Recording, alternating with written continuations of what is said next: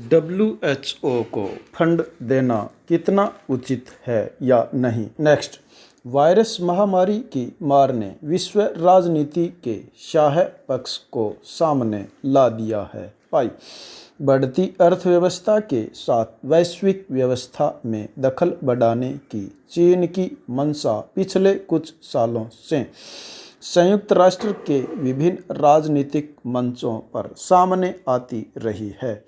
इस बार महामारी के दौरान यह संदेश भी प्रकट हो गया कि क्या विश्व स्वास्थ्य संगठन जैसी संस्था भी उसके प्रभाव में है। मीडिया रिपोर्टों के मुताबिक चीन ने 6 दिनों तक महामारी की गंभीरता को जानबूझकर बाहर नहीं आने दिया। दूसरी ओर इस मामले में चीन की पारदर्शिता व बीमारी से निपटने की कोशिशों की तारीफ करता रहा। चीन के वुहान में पिछले साल दिसंबर के आखिर में कोरोना संक्रमण का पहला मामला सामने आया था।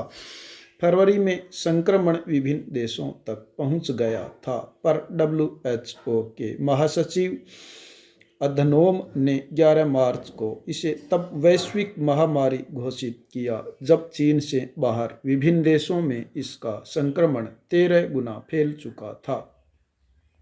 कुछ ही देश जो कभी प्लेग की मार झेल चुके थे और जहां ऐसी बीमारियों ने निपटने का एक तंत्र पहले से बना हुआ था, जल्द तैयारी कर सके। यूरोप और अमेरिका समय पर इसके प्रति गंभीरता नहीं दिखा सके।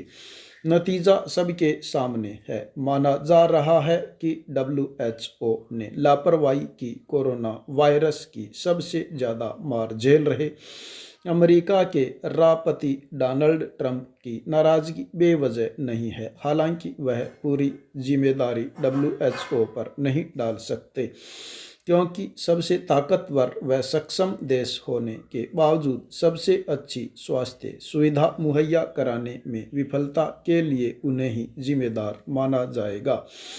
हालांकि उनकी इस बात में जरूर दम है कि यदि समय पर WHO की चेतावनी मिली होती तो 95% लोगों को बचाया जा सकता था।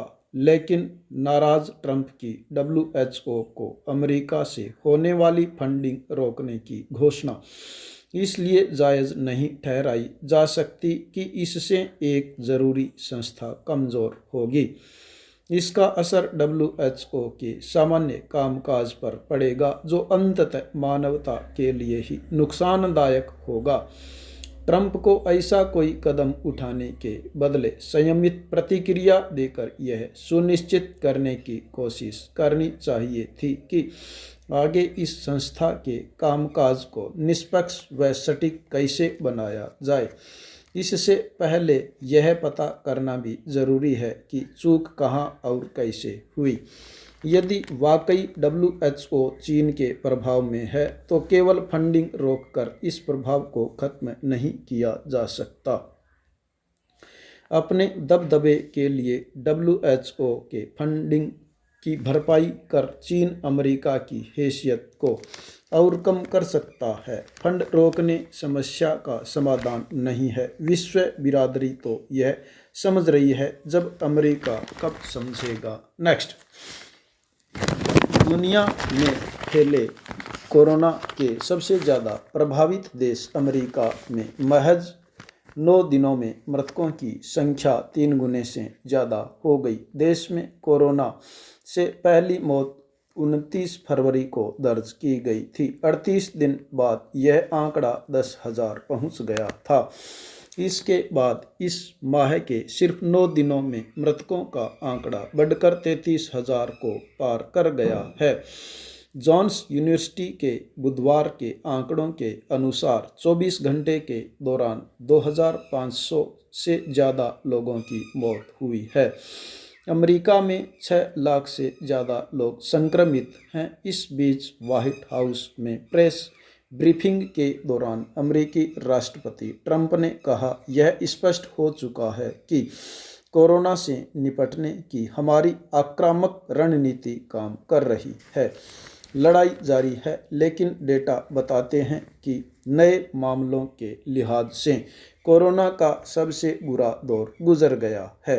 राष्ट्रपति ट्रंप ने कहा कि वह देश की अर्थव्यवस्था को पटरी पर लाने के लिए कुछ राज्यों में सोशल डिस्टेंसिंग पर छूट देने के लिए नई गाइडलाइंस की घोषणा करने जा रहे हैं। लॉकडाउन के बीच देश की उत्पादक मंडियों में आज गुरुवार को 3 लाख बोरी सरसों की आवक हुई। राजस्थान में 2.5 लाख बोरी सरसों विभिन्न मंडियों में उतरी तथा ऑक्शन हुआ। मस्टर्ड ऑयल प्रोड्यूसर्स एसोसिएशन के संयुक्त सचिव ने बताया कि मंडियों में लूज सरसों 4,000 रुपये प्रति क्विंटल बिकने की खबर है। इसी प्रकार सरसों मिल डिलीवरी 42%, तेल कंडीशन के भाव 4,400 रुपये प्रति क्विंटल के आसपास बोले जा रहे हैं। चतर ने कहा कि राज्य की अधिकांश कृषि उपज मंडियों में सरसों एवं अन्य कृषि जिन्सों की नीलामी शुरू हो गई है। व्यापारी, लेबर, मुनीम, ट्रांसपोर्टर आदि सोशल डिस्टेंसिंग का यथावत पालन कर रहे हैं। मंडियों में ऑक्शन एवं लोडिंग अनलोडिंग का कार्य सरकारी गाइडलाइन के तहत ही हो रहा है। नेक्स्ट, जयपुर कोरोना संक्रमण की वजह से बाजार बुरा प्रभाव पड़ रहा है।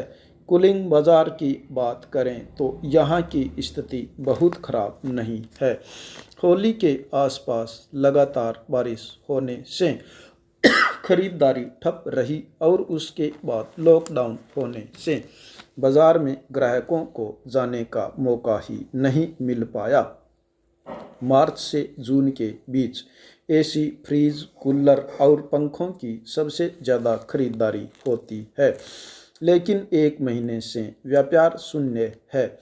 ऐसे में व्यापारियों का कहना है कि यह सीजन पिट गया है। जयपुर एसोसिएशन के अध्यक्ष रहेजा ने बताया कि शादियां न होने से भी बाजार प्रभावित हो रहा है। इन औद्योगिक घरानों का रोना यही है कि हमें घाटा लगा है, जबकि वास्तव में इनको घाटा लगा ही नहीं है। यदि इन्हें मुनाफा कम होता तो आज ये अरबपति धनाढ्य की श्रेणी में कैसे पहुंच पाते। एक कूलर की लागत 1,500 रुपये होती है। ये उसी कूलर को 2,000 से ज़्यादा मुनाफा कमा के ये बेच देते हैं। शून्य खरीदारी हुई नहीं हुई कोई महत्ता अपने आप में ज़्यादा साबित नहीं कर पाती है। इन्हें यह कोई पूछने वाला हो को आप बचोगे तभी आम आदमी बचेगा, तभी तो ये जीडीपी और आपका ये बिजनेस व्यवसाय प्रारंभ होगा। यदि लॉकडाउन नहीं होता और बहुत से लोग कब्रिस्तान की तरफ रुख कर लेते, तब क्या आपको याद आता कि आपकी एसी बिकी नहीं। आपको कुछ तो यह सोचना चाहिए। सबका रोना एक ही है कि हमें घाटा लग गया। यह कोई नहीं रोता है कि हम बच गए, वो शुक्रिया हैं। दूसरे देशों के हालात कितने भयावह है, उन्हें जीडीपी याद नहीं आती, उन्हें अपनी जान याद आती है। आपको जान की परवाह नहीं, आप भी इसी तरह कहीं भयावह हो जाते, तब आपको महसूस होता कि हमारा एसी कूलिंग पड़ा है, नहीं बिका तो कोई फर्क नहीं पड़ता, लेकिन जान है तो जहान है। सबकी मति मारी जाती है। एक ही रोना है कि हमें सरकार बहुत कुछ पैसा दे दे, मुफ्त में दे दे, हमें कोई काम नहीं करना पड़े। ये मानसिकता इस देश के लोगों की बन चुकी है। चाहे छोटा हो चाहे बड़ा हो, सबको मुफ्त का धन चाहिए। मुफ्त का धन एक सीमा तक ही नहीं आता है। ठीक है, गरीब आज काम नहीं कर रहा है क्योंकि उसे दवाई फ्री में मिलती है, शिक्षा फ्री में मिलती है, निःशुल्क मकान मिलता है, निःशुल्क गेहूं मिलता है, निःशुल्क पैसा मिलता है। वो हार्ड वर्क अर्थात शारीरिक श्रम नहीं करता है।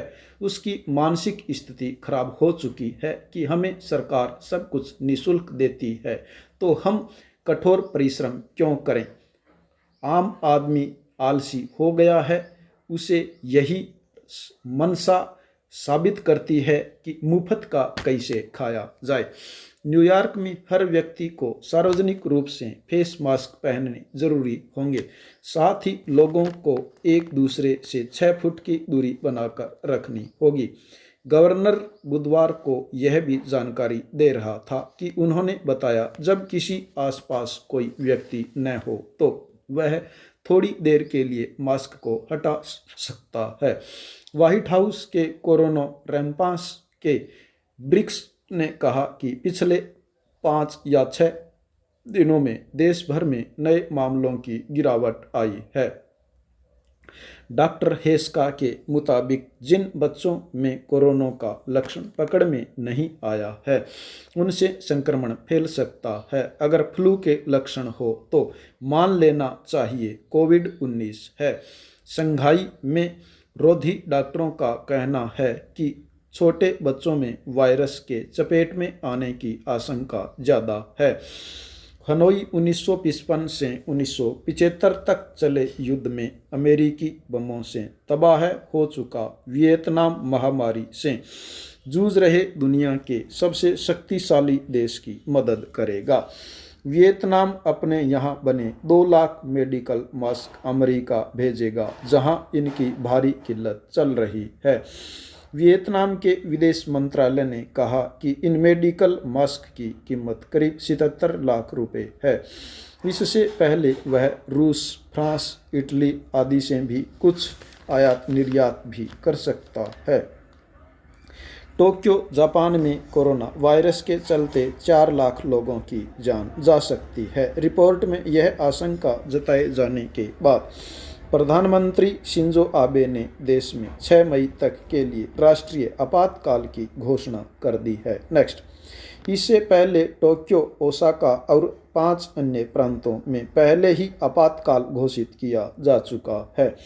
देश में अब तक 8,600 से ज़्यादा लोग कोरोना पॉजिटिव पाए जा चुके हैं और करीब 178 लोगों की मौत हो चुकी है। मनीला, फिलीपींस में निमोनिया होने के बाद 29 दिन का नवजात कोरोना वायरस संक्रमण से मौत हो गई। कोरोना से मौत का दुनिया का यह सबसे कम उम्र का मरीज है। फिलीपींस की स्वास्थ्य सचिव मारिया ने बताया कि नवजात को सांस लेने में तकलीफ थी।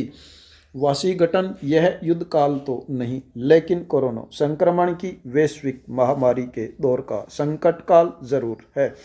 अमेरिका जैसी महाशक्ति की अर्थव्यवस्था को भी जबरदस्त झटका लगा है। बीते सप्ताह के आंकड़े बता रहे हैं कि 70 लाख से ज़्यादा बेरोजगार हो गए हैं। बेरोजगारों की संख्या बेहद तीव्र गति से कड़ी रूप से बढ़ी हुई और बढ़ रही है। वह अपने आप में रिकॉर्ड हो सकता है। विश्लेषकों का मानना है कि केवल उड़ान सेवा व पर्यटन सेवा के क्षेत्र में ही रोजगार कम नहीं हुए हैं, बल्कि लंबे समय तक शटडाउन की स्थिति में विभिन्न उद्योगों में भी रोजगार कम हुए हैं। हालात 2007 से 2009 के दौरान आए आर्थिक संकट से कम नहीं हैं। वॉल स्ट्रीट के अध्ययन के मुताबिक मोटी तनख्वाह और अत्यधिक कौशल वाली नौकरियां भी कम हो रही हैं। नए अनुबंध हो रहे हैं।